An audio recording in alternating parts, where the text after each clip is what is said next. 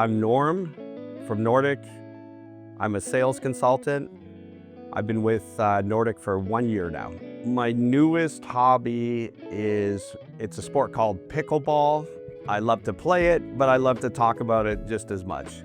One thing people are sometimes surprised to learn about me is that I am a very proficient DIY enthusiast. In fact, I've built 3 homes from the ground up. I think the one person that has had the biggest influence in my life would be my grandmother. She really taught me the importance of family, of community, and just for caring for those that are around me. My go-to comfort food is Japanese. Particularly, I love sushi in all its varieties.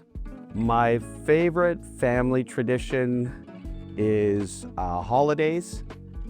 So throughout the year, just getting together and being very intentional to celebrate that holiday as a group and to have the accompanying food with it.